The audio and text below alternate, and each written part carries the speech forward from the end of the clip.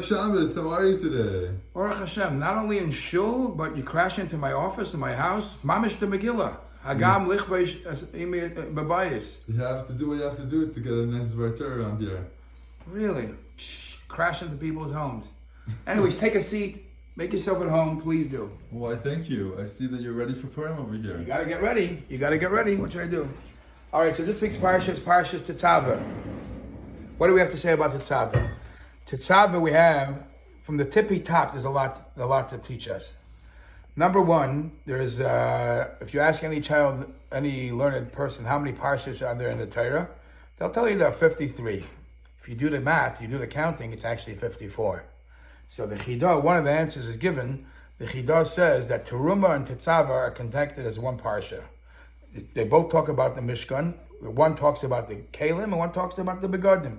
And he says that is the Vi. The first letter is Vi. It's one long Ve'ata Tetzava. It's one long connection, and that's why it's 53. Now, the number 53 is also hinted that the Eibush, there's a pasuk that says, the Eibush says he gave us luches Evan. He gave us the luches of stone. Evan is 53. Gan no is also 53. Gan, as we know. So the first letter is the letter Vav, Vi-ata, and you. Suddenly you, what happened to Moshe Rabbeinu? Vayidabra Hashem al Moshe. So we all know what the Baal HaTurim says, reasons why Moshe Rabbeinu's name is not mentioned.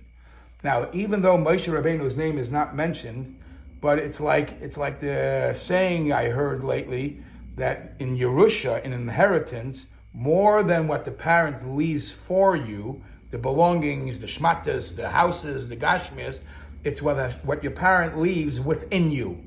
The midas tovis that a person has, and he plants it into his children, that's the true Yerusha.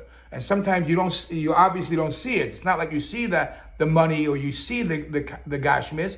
It's within you. It's hidden. So too with Moshe Rabbeinu, we don't necessarily see him, but we know that Moshe Rabbeinu is within us, and we know is pashtus the Moshe b'chol dar v'dar. There is a connection.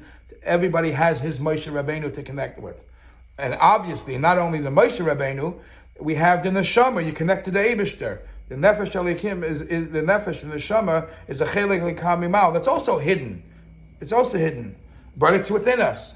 And both of those points are hinted in the word va'ata tetzavas b'nei Yisrael. B'nei Yisrael. You take the letters b'nei Yisrael that make up those two words. What is within every one of b'nei Yisrael? The neshama, which is the two letters ner. Ner Hashem nishmas Adam. Ner, then the candle, the fire that's within us, the neshama, when you connect to that, you recognize the other letters, B, Yesh, Kale. There is God within us. Now, we all have to work to connect and to get the fire burning even more, because we have it. We have the B, Yesh, Kale. We have the Ner. We have this, but we have to illuminate it and feel and work with it. Now, the question is, it's a crazy world out there. Yes, the neshama, yes, elikus, yes, all that, but there's a lot of stumbling blocks. There's a lot of nisyonis. How do you deal with the nisyonis? I saw a beautiful shot, and I'd like to finish with that. In davening, we say, "Nafshenu kitzipar nimlata." The Eibishter, you've saved us like a bird running away, being saved, mipach yoikshim, from those who are trying to hunt. Those who are throwing spears, arrows, the Eibishter saves us like a bird being saved. And I saw somebody ask, why a bird?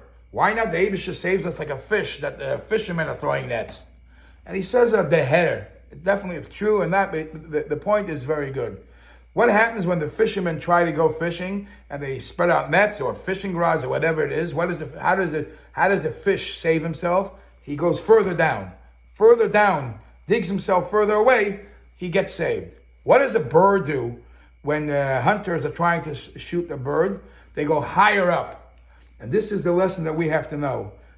That when things happen, the nisyonos happen, and you have to beat the odds, then go higher.